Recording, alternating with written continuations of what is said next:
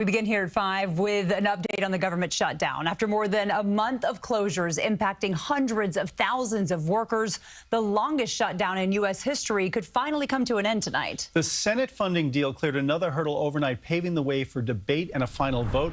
It's a live look right now at the House floor, where the vote is set to take place within the next few hours. Doug Williams is in our newsroom following the developments. Doug. Dick and Jessica, should this funding package pass in the House, as Republicans expect it to, it would then go to President Trump's desk for his signature. The House is returning to session for the first time since September 19th.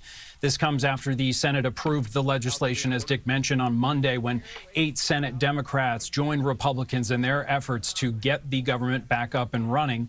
White House Press Secretary Caroline Leavitt continued to blame Democrats for the shutdown that she expects the president will put an end to tonight with his signature. Our troops, air traffic controllers, and federal employees will be back to receiving their regular paychecks. Families in need will get back to receiving their food purchasing assistance, and the people's government will soon be back open for business.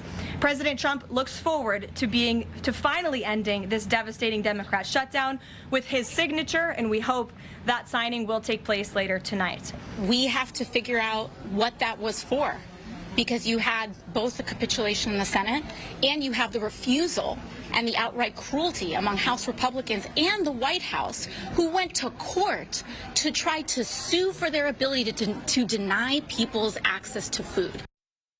The legislation would fund most federal agencies until January 30th. And according to CBS senior transportation correspondent Chris Van Cleve, airlines have already seen air traffic controller staffing stabilize yesterday and so far today.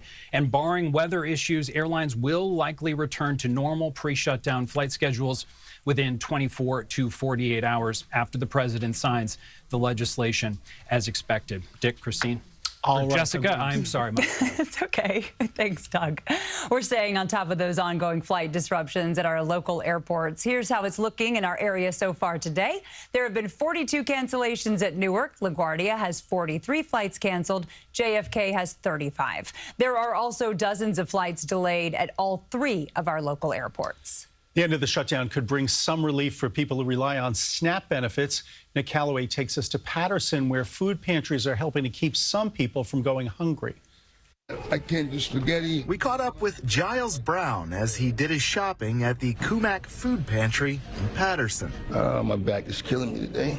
After a lifetime of hard work, Brown says a severe spine injury has left him unable to earn a living. Now he depends on SNAP benefits. But with those benefits frozen, he's turning more and more to local food pantries. I'm not in this position because I want to be under any circumstances. I would love to be working and doing as good as everybody else out there in Capitol Hill. Food pantries have seen massive increases in demand since the government shutdown. Kumac has expanded hours to let more people in and is hitting up donors for more cash and food. It's been hectic. I think that's probably sums it all up. It's just the uncertainty about whether or not people were going to be able to feed their family. Kumac's CEO Jessica Padilla Gonzalez says the news that the government shutdown might soon be over offers some hope.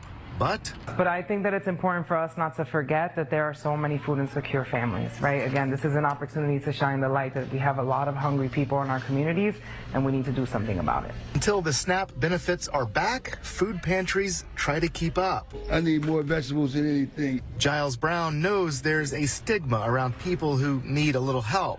His message? A lot of those people who tell their success stories coming from rags to riches, remember when you was at rags. Remember that part of it. In Patterson, New Jersey, Nick Caloway, CBS News, New York. In Connecticut, a new emergency fund will help fill the gaps caused by those federal cuts. Governor Ned Lamont signed a declaration today enabling the General Assembly to pass legislation that would create an emergency state response reserve. Any money put into that reserve would go toward funding state programs affected during the shutdown, future shutdowns, and any potential future federal reductions.